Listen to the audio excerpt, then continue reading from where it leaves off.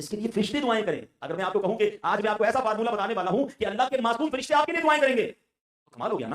السلام علیکم ورحمۃ اللہ وبرکاتہ. دوستو، وہ کون خوش نصیب لوگ ہیں کہ جن کے لیے فرشتے دعائیں کرتے ہیں. سنیں نا مگر وہ کتنا خوش نصیب ہوگا جس کے لیے فرشتے دعائیں کریں. اگر میں آپ کو کہوں کہ آج میں آپ کو ایسا فارمولا بتانے والا ہوں کہ اللہ کے معصوم فرشتے آپ کے لیے دعائیں کریں گے، کمال ہو گیا نا. تو آئیے اب آج کچھ اعمال سن لیں، اور وہ اعمال ہم نے آج سے کرنے شروع کر دینے ہیں. اب بعض اوقات لوگ کہتے ہیں نا کہ میرے لیے فلاں بزرگ دعا فرمایا، فلاں میرے والد صاحب نے دعا کی، فلاں عالم دین سے میں نے دعا کرائی، بڑی اچھی بات ہے. لیکن اگر کوئی آپ کو آ کر بتائے کہ میرے لیے فرشتے دعائیں کر رہے ہیں، مزہ آ جائے گا نا. سبحان اللہ، فرشتے دعائیں کر رہے ہیں. اب سنتے جائیے. سبحان اللہ، فرشتوں کی دعائیں لینے کے اب میں چند طریقے بیان کروں.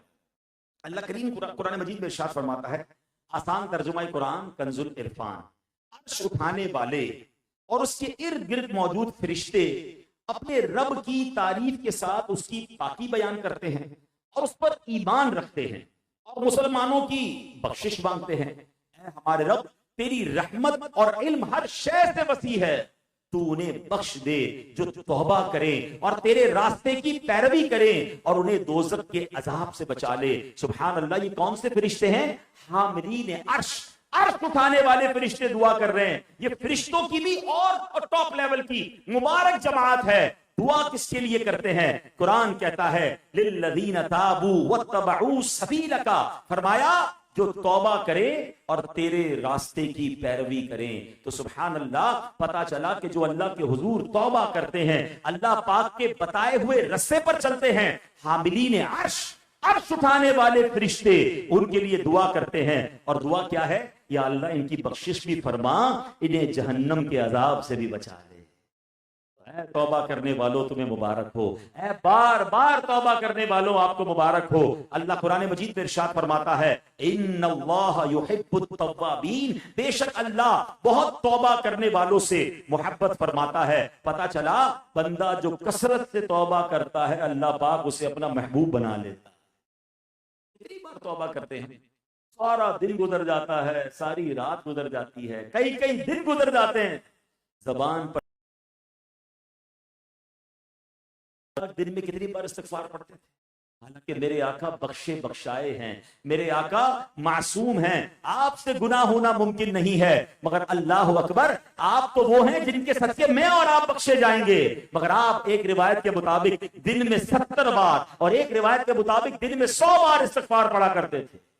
اور آج پورا دن گزر جاتا ہے، ہماری زبان پر استغفر اللہ نہیں آتا اور جناب توبہ کے الفاظ نہیں آتے. صوفیاء کرام فرماتے ہیں من لہ المولا فلہ الکل، جو اللہ پاک کا ہو جائے سب کچھ اسی کا ہو جاتا ہے. ارے جو توبہ کرے اور اللہ اسے اپنا محبوب بنا لے تو پھر تو سارے معاملات حل ہو گئے نا، کیونکہ جو اللہ کا ہوا سب کچھ اس کا ہو گیا. تو کاش میں پتہ چل جائے کہ جو توبہ کرتا ہے وہ اللہ پاک کا محبوب ہو جاتا ہے، اور جو اللہ پاک کا محبوب ہو جائے اسے یہ رتبہ ملتا ہے کہ سب کچھ اسی کا ہو جاتا ہے. نہ اس کی دنیا میں کوئی کمی رہتی ہے، نہ آخرت کا خطرہ باقی رہتا ہے. تو آج سے اپنی زندگی کے معمول میں توبہ کو شامل کریں. اور توبہ صرف گالوں پر چپت مانگنے کا نام نہیں ہے کہ یا اللہ میری توبہ، یا اللہ میری توبہ. نہیں، شرمندگی کے ساتھ، ندامت کے ساتھ اپنے گناہوں کو یاد کر کے معافی والے انداز میں توبہ کرنی ہے. اور یہ نیت بھی کرنی ہے کہ آگے گناہ نہیں کروں گا. ٹھیک ہے، گناہ اگر ہو جائیں، ہم سے قابو نہ رہے،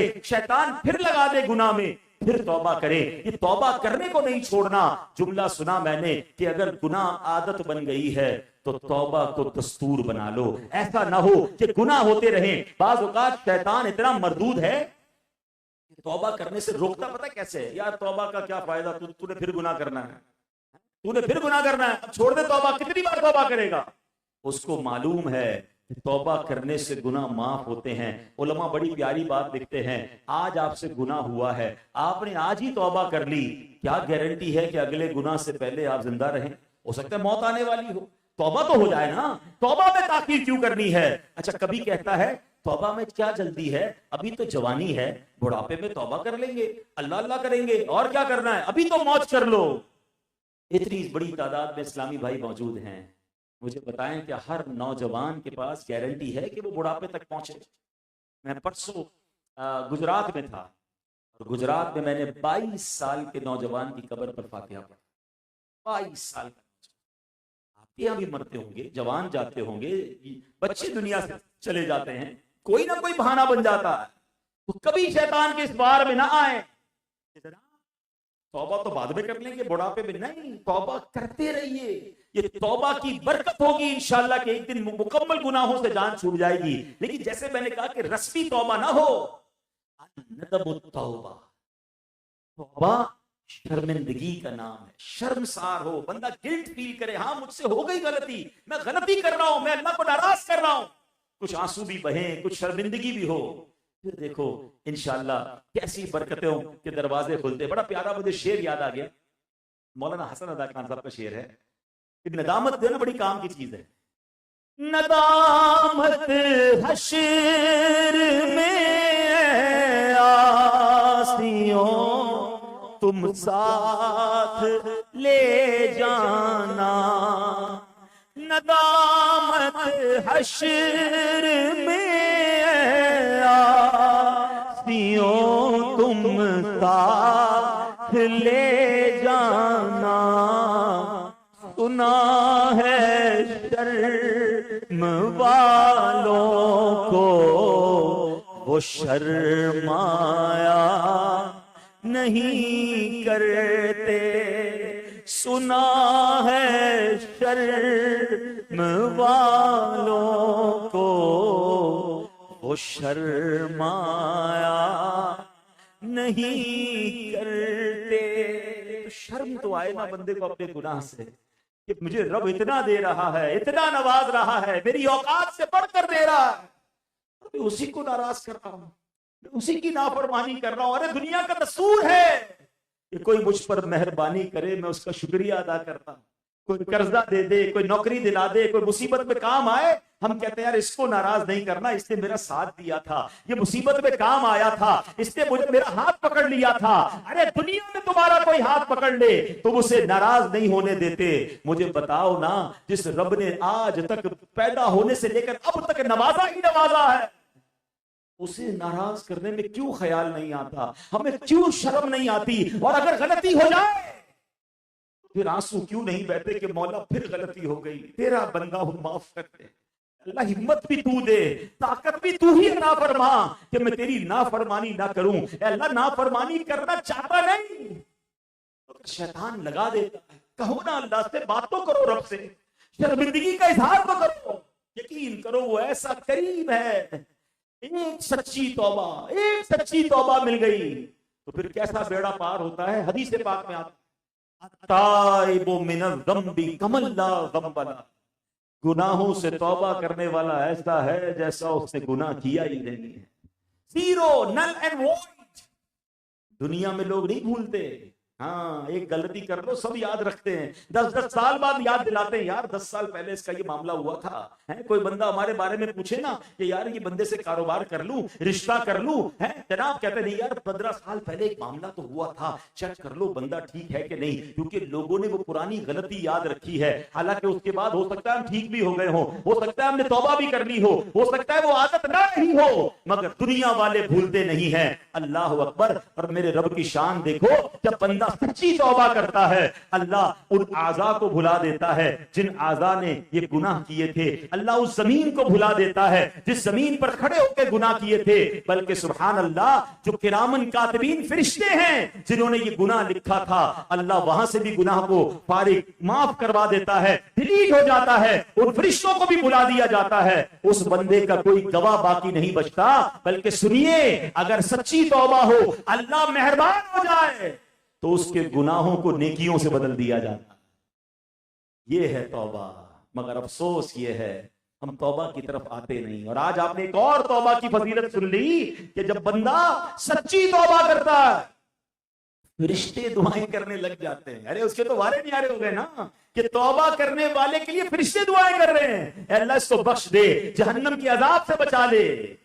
फिर तो वारे न्यारे हो गए। काश हमें ये बात समझ आ जाए। मेरे प्यारे इस्लामी भाइयों, एक और अमल जो हम रोजाना कर सकते हैं, रोजाना फरिश्तों की दुआएं, और एक बार नहीं, दिन में 5 बार फरिश्ते आपके लिए दुआएं करेंगे।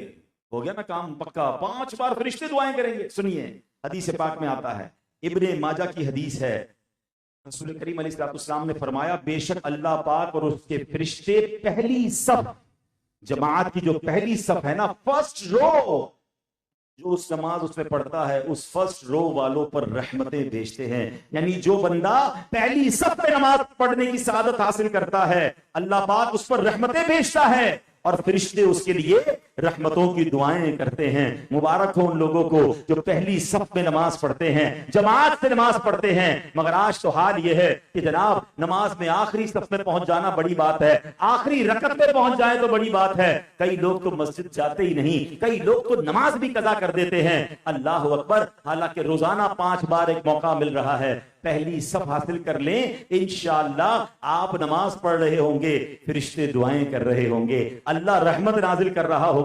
سبحان اللہ. نبی پاک علیہ الصلوۃ والسلام نے ایک مرتبہ جماعت کی فضائل بیان فرمائے صحابہ کے سامنے اور پہلی صف کی خاص فضیلت بیان کی. صحابہ نے پتہ ہے کیسا اثر لیا؟ حدیثوں میں آتا ہے کہ اب کراؤڈ ہونے لگ گیا، پہلی صف کے لیے رش بڑھ گیا. بلکہ وہ صحابہ جن کا گھر دور تھا انہوں نے گھر بیچا اور مسجد نبوی کے قریب گھر لے لیا تاکہ پہلی صف مل جائے. اللہ اکبر. یہ کیسا شوق تھا تاکہ زیادہ سے زیادہ نیکیاں مل جائیں. اب جب لوگ زیادہ ہو گئے، کچھ لوگوں کو جگہ نہیں مل رہی تھی، تو آیت کریمہ نازل ہوئی وَلَقَدْ عَلِمْنَا الْمُسْتَقْدِمِينَ مِنْكُمْ، اور بے شک ہم تم میں سے آگے بڑھنے والوں کو بھی جانتے ہیں. یعنی اب انہیں تسلی دی گئی کہ اگر پہلی صف نہیں مل رہی، گھر دور ہے، آنے میں وقت لگ رہا ہے، تو اللہ کی بارگاہ میں نیتوں، ثواب نیتوں پر دیا جاتا ہے. اللہ پاک اگلوں کو بھی جانتا ہے اور جو عذر کی وجہ سے پیچھے رہ گئے ان کو بھی جانتا ہے اور ان کی نیتوں سے بھی خبردار ہے اور اس پر کچھ مخفی نہیں ہے. تو اے میرے پیارے اسلامی بھائیوں، صحابہ کا جذبہ دیکھیں، پتا چلا کہ پہلی صف میں رحمتیں بٹ رہی ہیں، پہلی صف کی فضیلت اعلیٰ ہے، پہلی صف پہ رحمتیں، فرشتے دعائیں کر رہے ہیں. انہوں نے گھر بیچنا شروع کر دیے. مگر آج سچ بتائیں، کس کا خیال ہوتا ہے کہ یار گھر لوں تو کسی عاشق رسول کی مسجد کے قریب لوں؟ انفارچونیٹلی جو میں جملہ کہنے جا رہا ہوں نا، یہ بڑا تکلیف دہ جملہ ہے. مگر جو سوسائٹیز میں اور بڑے علاقوں میں رہتے ہیں ان کو پتا ہوگا کہ آج کل مسلمانوں کی بات کر رہا ہوں، مسلمانوں کے علاقے میں مسجد کے برابر یا مسجد کے قریب کے گھر کی ویلیو کم ہوتی ہے. لوگ پسند نہیں کرتے کہ مسجد کے قریب گھر ہو. یار آواز آئے گی زیادہ، شور آئے گا، مشکل ہوگی. اللہ اکبر. میں غیر مسلموں کی بات نہیں کر رہا، میں مسلمانوں کی بات کر رہا ہوں. کئی لوگوں کو ہم نے دیکھا کہ ماشاءاللہ گھر بیچ کر کسی اچھی عاشقان رسول کی جو مسجد ہے اس کے قریب جا کر گھر لیا کہ روز جماعت سے نماز پڑھوں گا، میرے گھر میں اذان کی آواز آئے گی، درود و سلام کی آواز آئے گی، میرے بچے جائیں گے تو انشاءاللہ علم دین سیکھیں گے. مبارک انہیں جنہوں نے یہ خوبصورت فیصلہ کیا. مگر انفارچونیٹلی آج اکثریت ان لوگوں کی ہے جو مسجد کے قریب گھر پسند نہیں کرتے. ارے کیسے لوگ ہو گئے. نہیں میرے پیارے اسلامی بھائیوں، پہلی صف پہ جماعت پڑھنے والوں کو مبارک ہو کہ جن پر فرشتے دعائیں کر رہے ہیں، اللہ رحمتیں نازل فرماتا ہے. اب یہ کیسے ممکن ہے؟ آپ سوچیں گے یار پہلی صف کیسے ملے گی؟ بالکل مل سکتی ہے. جس کا ذہن بن جائے اذان سے پہلے مسجد میں پہنچ جائیں، جا کر پہلے بیٹھیں، آپ کو پہلی صف مل جائے گی. اگر مثال دیتا ہوں، ہم جمعے کے ایک حدیث پاک آپ نے بھی سنی ہوگی، میں نے بھی کئی بار بیان کیا. جمعے کا حدیث پاک کا خلاصہ ہے کہ جو جمعے کو سب سے پہلے آتا ہے، جمعے کی نماز میں سب سے پہلے مسجد میں آتے ہیں، ان لوگوں کو اللہ کی راہ میں اونٹ صدقہ کرنے کا ثواب ملتا ہے. اس کے بعد آئیں گائے صدقہ کرنے کا ثواب، پھر آنے والوں کو بکری صدقہ کرنے کا ثواب، پھر فرمایا مرغی صدقہ کرنے کا ثواب، آخر میں انڈے کا ثواب. یعنی ثواب کم ہوتا گیا. اگر چندی لوگ ہیں جو شروع میں آتے ہیں، باقی تو بالکل آخری خطبہ چل رہا ہوتا ہے جب آتے ہیں. اب میں چوٹ کرنے کے لیے کہہ رہا ہوں، اونٹ آج کل کتنے کا آتا ہو؟ 4-5 لاکھ کا تو ہے. آپ مثال کے طور پہ کوئی ایک جامع مسجد میں اعلان ہو جائے کہ پہلی صف جمعے میں جو لوگ ہوں گے سب کو 5-5 لاکھ روپے دیے جائیں گے. دوسری صف والے گائیں، تو گائیں میرا خیال ہے شاید 3 لاکھ کی ہوگی، 3 لاکھ دیے جائیں گے. اگلی صف جو ہے اس کو جناب بکری ہے تو چلیں 50-50 ہزار دیے جائیں گے. چوتھی صف والوں کو 2-2 ہزار دیے جائیں گے. سچ بتاؤ پہلی صف میں جگہ ملے گی آپ کو؟ فجر سے لائنیں لگی ہوں گی. اللہ کی نبی پاک کا وعدہ ہے کہ پہلے آنے والوں کو اللہ کی راہ میں اونٹ صدقہ کرنے کا ثواب ہے. مائنڈ سیٹ نہیں ہے، اور آج آپ نے سن لیا کہ اگر فرشتوں کی دعائیں لینی ہیں تو سبحان اللہ مسجد میں جا کر پہلی صف میں نماز پڑھیں. ارے یہاں پہلی صف تو دور کی بات، جماعت سے نماز پڑھنے کا ذہن نہیں ہوتا. نبی پاک علیہ الصلوۃ والسلام فرماتے ہیں اللہ پاک با جماعت نماز پڑھنے والوں کو محبوب رکھتا ہے. ایک بار نبی پاک علیہ الصلوۃ والسلام نے فرمایا جب بندہ با جماعت نماز پڑھے پھر اللہ پاک سے اپنی حاجت کا سوال کرے، یعنی جماعت کی نماز ہو گئی اب دعا کرے، تو اللہ پاک اس بات سے حیا فرماتا ہے کہ بندے کی حاجت پوری ہونے سے پہلے وہ واپس لوٹ جائے. آئے ہائے، یعنی اللہ کی بارگاہ میں اب حاضر ہو گئے نا. اب اس کو دنیاوی انداز سے سمجھے.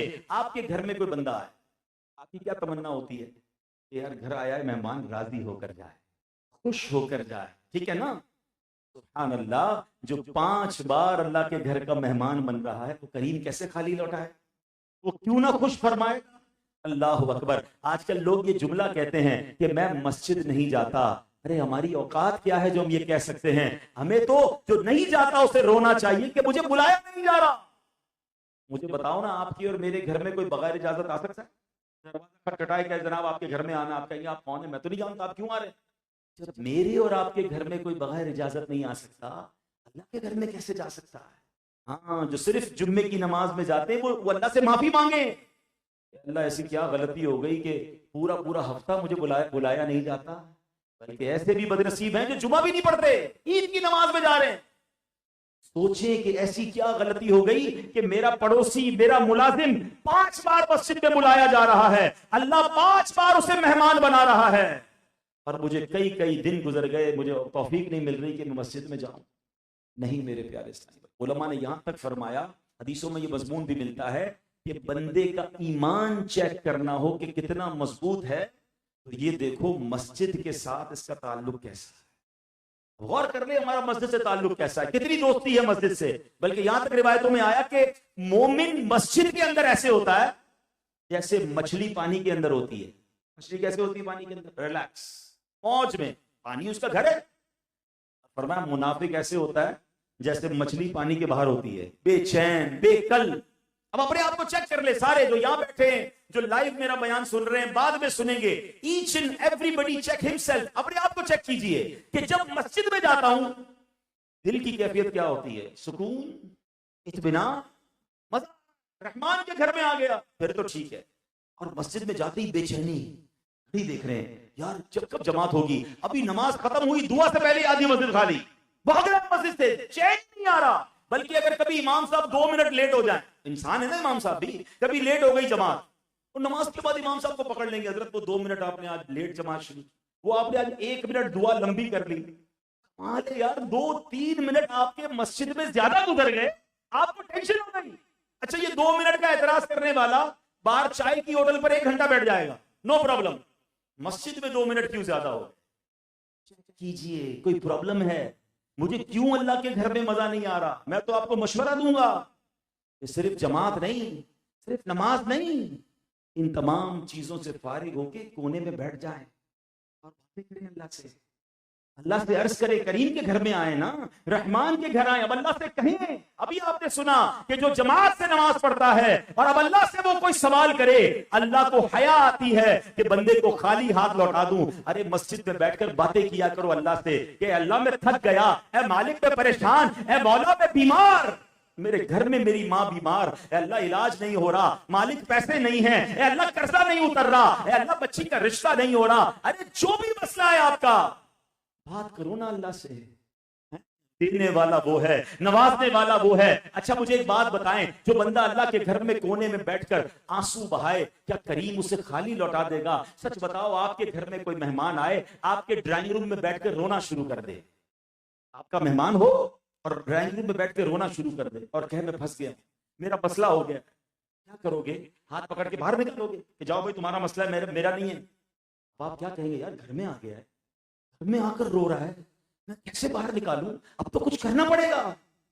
ارے آپ اپنے مہمان، روتے مہمان کو گھر سے باہر نہیں نکالتے، اگر میں اللہ کے گھر میں بیٹھ کر رونا شروع کر دوں اور اللہ سے عرض کرنا شروع کر دوں کہ مولا پریشان ہوں، مولا دکھی ہوں، اے اللہ مکہ مدینہ دیکھنا ہے مگر اسباب نہیں ہیں، اے مولا میں قرضے میں ڈوب گیا، مولا نوکری نہیں مل رہی، اے پروردگار فلاں میرا مسئلہ سب کے پاس چلا گیا، کسی نے حل نہیں کیا، اے اللہ تھک کے تیرے دربار میں آ گیا ہوں، اے اللہ میں نے اٹھنا نہیں ہے، تیرے گھر میں آ کر بیٹھ گیا ہوں، اے کریم میرا مسئلہ حل فرما دے۔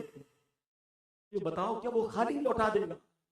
ایسا پاسبل نہیں ہے، وہ ضرور کرم فرمائے گا، مگر ہمارا پرابلم ہی تو یہی ہے، ہم سب کے پاس جاتے ہیں، ہم رب کے پاس نہیں جاتے، ہم سب کو اپنا پرابلم بتاتے ہیں، وہ اپنے رب عز و جل کو نہیں بتاتے، اس سے باتیں بھی نہیں کرتے ہیں، حالانکہ دنیا والے کچھ نہیں کرتے، یہ بھی میں آپ کو آج بتا دوں، سب کو بتاتے ہو نا میرا یہ مسئلہ ہے، میرا وہ مسئلہ ہے، آج میں آپ کو ایک مشورہ دیتا ہوں، دنیا والوں کو مت بتایا کریں یہ کیا مسئلہ ہے، کوئی حل نہیں کر سکتا، الٹا بعد میں انجوائے کرتے ہیں، ہاں بتاتے ہیں لوگوں کو آیا تھا میرے پاس، وہ بڑی بڑی باتیں کرتا ہے نا، اس کے گھر کا یہ مسئلہ ہے، اس کا یہ پرابلم ہے، مدد مانگنے آیا تھا، مشورہ لینے آیا تھا، لوگ ہمارے پرابلم کا مذاق اڑاتے ہیں، اور ہم ہیں دنیا والوں کو اپنے مسئلے بتاتے ہیں، کیوں بتانا ہے کسی کو؟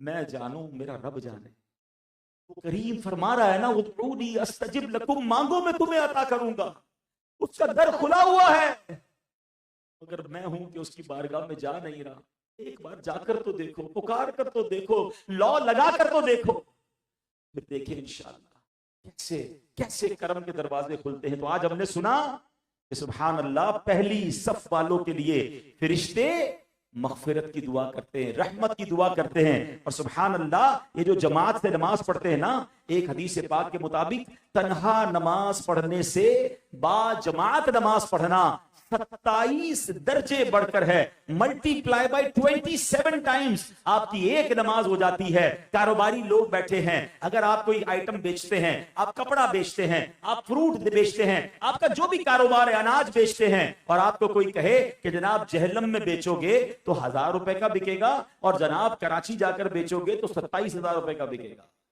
بتاؤ کیا کریں گے ہم؟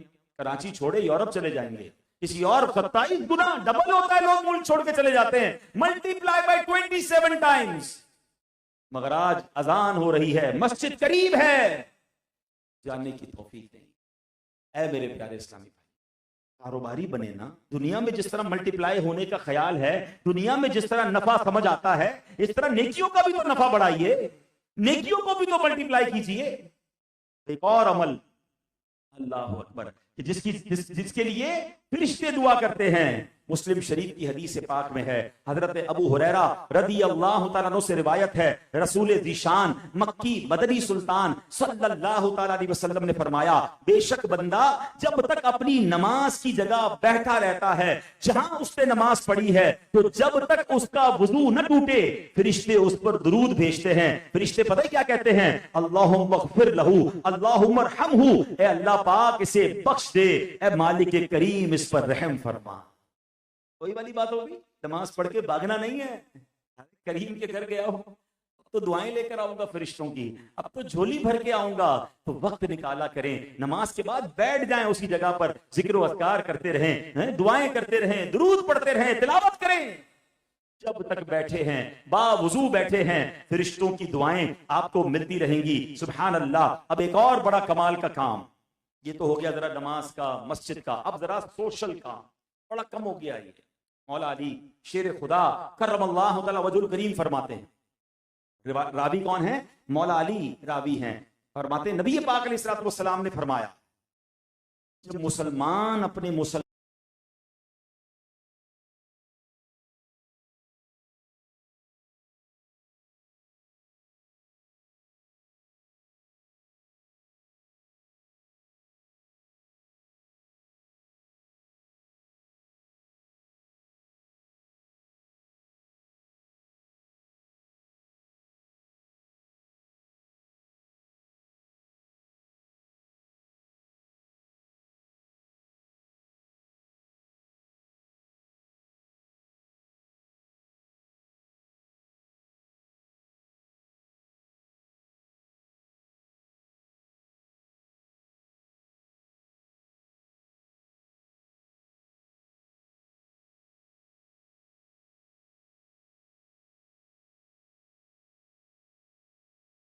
عیادت کرنی چاہیے.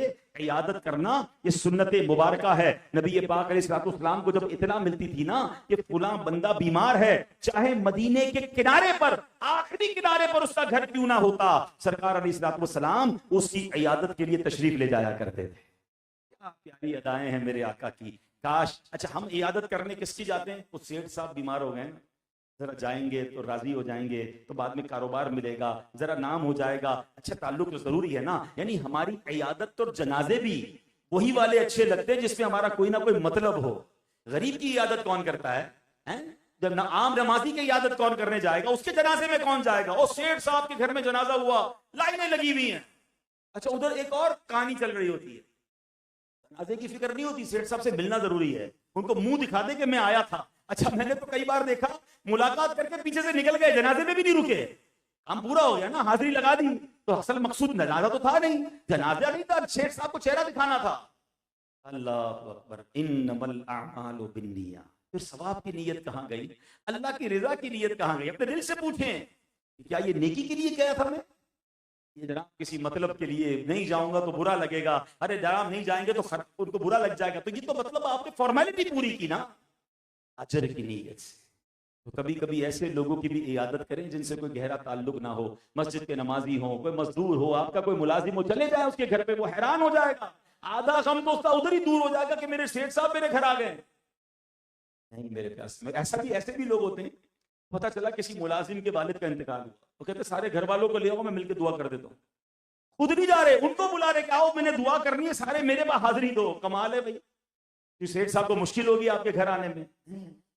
نبی پاک مدینے کے آخری کنارے تک چل کر جائے. جس کے میں اور آپ امتی ہیں ان کا انداز دیکھیں نا. اے میرے پیارے اسلامی بھائیوں، یہ انبیاء کرام کی بھی سنت ہے. روایت میں ہے ایک مرتبہ اللہ پاک نے اپنے پیارے نبی حضرت موسیٰ کلیم اللہ علی نبینا علیہ الصلوۃ والسلام سے فرمایا، وہی فرمائی، اے موسیٰ کیا تم چاہتے ہو کہ روز قیامت تمہاری نیکیاں تمام مخلوق کی نیکیوں کے برابر ہو؟ حضرت موسیٰ علیہ الصلوۃ والسلام عرض کرتے ہیں، مولا میں بالکل چاہتا ہوں. ارشاد ہوا ہے موسیٰ اگر تم یہ چاہتے ہو تو مریضوں کی عیادت کرو اور غریبوں کے لیے کپڑوں کا اہتمام کیا کرو. حضرت موسیٰ نے یہ دونوں کام اپنے اوپر لازم کر لیے. تمام مخلوق کی نیکیوں کے برابر نیکیاں مل سکتی ہیں، مریضوں کی عیادت اور غریبوں کو کپڑے پہنائیں، کپڑے دے. دیکھیے وہ نیکیاں ہیں، اس کی طرف دھیان نہیں جاتا ہمارا.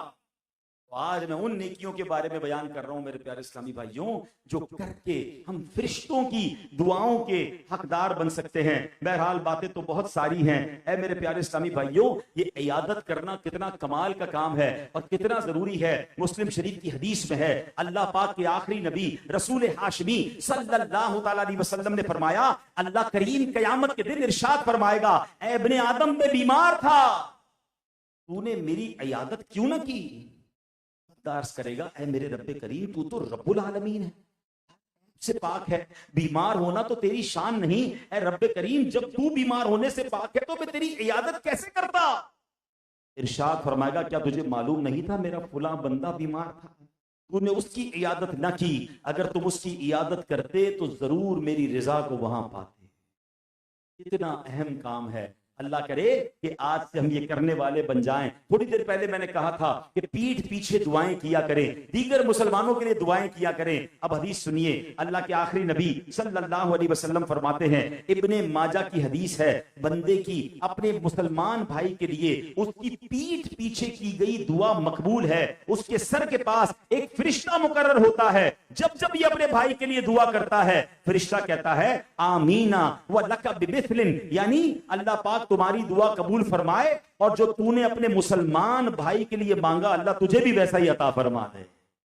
واہ بھائی واہ، کام ہو گیا نا. میں کسی کی روزی کی برکت کی دعا مانگوں، فرشتہ کہے گا اللہ تیرے لیے بھی قبول فرمائے. میں کسی کی بیماری کی شفا مانگوں، فرشتہ کہے گا اللہ تیری بھی بیماری دور کر دے. یعنی میں کسی کے لیے مانگ رہا ہوں، فرشتہ میرے لیے مانگ رہا ہے. میرا تو کام بن گیا. تو سب کے لیے دعا مانگا کریں. اور سبحان اللہ، صحابہ کرام کا یہ انداز تھا. حضرت ابو دردہ رضی اللہ تعالیٰ عنہ، ان کے 360 دوست تھے. آپ کی عادت تھی کہ آپ ان سب دوستوں کے لیے دعائیں کرتے تھے. ایک مرتبہ آپ کی زوجہ نے پوچھا، یہ آپ اتنی لمبی محنت کیوں کرتے ہیں؟ 360 دوستوں کے لیے روزانہ دعا کرنا آسان تو نہیں. سبحان اللہ. آپ کہتے ہیں کہ میں حدیث انہوں نے فرمایا جب بندہ اپنے مسلمان بھائی کی غیر موجودگی میں اس کے لیے دعا کرتا ہے اللہ پاک نے 2 فرشتے مقرر فرما دیتا ہے جو کہتے ہیں وَلَكَا بِمِثْلِ ذَلِكَ، یعنی جو تو نے اپنے مسلمان بھائی کے لیے مانگا اللہ ویسا ہی تجھے عطا فرمائے۔ تو آج سے جب کسی کے بارے میں پتا چلے، ہمارے امیر اہل سنت تو کمال کی بات فرماتے ہیں، آپ فرماتے ہیں کبھی میں گاڑی میں جا رہا ہوتا ہوں نا، میرے قریب سے کوئی موٹر سائیکل والا گزرتا ہے، میں دعا کرتا ہوں اللہ اس کو خیر سے پہنچا دے۔ کوئی سائیکل والا گزرتا ہے، میں کہتا ہوں یا اللہ اس کی مغفرت کر دے۔ کہتے ہیں میں کوشش کرتا ہوں میں چلتے چلتے جو نظر آ رہا ہے ان کو جانتا نہیں مگر ان کے لیے دعائیں کرتا رہتا ہوں۔ یہ اللہ والوں کا انداز ہے، اور یقین کریں جب آپ یہ کرنا شروع کریں گے نا آپ کے دل میں نرمی آئے گی، آپ کے دل میں عاجزی آئے گی، آپ کے دل میں مسلمانوں کی خیر خائی آئے گی۔ کسی طالب علم کو دیکھیں دعا کرے اللہ اس کو عالم با عمل بنا دے، کسی بچے کو دیکھیں دعا کریں اللہ اس ماں باپ کی آنکھوں کا نور بنا دے، اے اللہ ان بچوں کی خیر فرما۔ کسی کی دکان پر گئے بغیر اس کو بتائے دل میں دعا کی اللہ اس کی روزی میں برکت دے دے، اے اللہ کسی بھی ہاسپٹل میں گئے، ہم ہاسپٹل میں نارملی اپنے مریض کو دیکھنے جاتے ہیں کیا ہی اچھا ہو باقی مریضوں کے لیے بھی دعا کرے اللہ اس اسپتال میں جتنے مریض ہیں سب کو شفا دے دے۔ ارے میرے رب کے خزانوں میں کمی نہیں، کیا وہ ایک مریض کو شفا دے سکتا ہے؟ وہ چاہے تو لمحے بھر میں دنیا کے سارے مریضوں کو شفا دے سکتا ہے، مگر اگر میرے دل میں مسلمانوں کی خیر خائی ہے میں دوسروں کے لیے دعائیں کرتا جا رہا ہوں، اس سے کیا ہوگا؟ محبتیں پیدا ہوں گی، نرمی پیدا ہوگی۔ آپ کے علاقے میں مغرب ہو جاتی ہے پتہ بھی نہیں چلتا دن گزر جاتا ہے، تو ان روزوں کو اپنائیے اور سبحان اللہ روزانہ سحری کر کے فرشتوں کی دعائیں لیجئے۔ اللہ پاک ہم سب کو عمل کرنے کی توفیق عطا فرمائے اور فرشتوں کی دعاؤں کا ہمیں جو ہے وہ حقدار بنا دے۔ اللہ ہماری مشکلیں آسان فرمائے، آمین بجاہ۔ سو دوستو آپ نے سنا کہ کن کن لوگوں کے لیے فرشتے دعائیں کرتے ہیں، سو اللہ تعالیٰ ہمیں بھی ان میں شامل فرمائے اور ہمیں رب تبارک و تعالیٰ توفیق عطا کرے کہ ان کاموں کو کریں جن کاموں کے کرنے پر فرشتے بندوں کے لیے دعائیں کرتے ہیں۔ سو اسے شیئر کریں، لائک کریں اور مزید اس طرح کے بیانات سننے کے لیے چینل کو سبسکرائب کریں۔ سو ملتے ہیں کسی اور ویڈیو میں، تب تک اپنا خیال رکھیں۔ خدا حافظ، السلام علیکم۔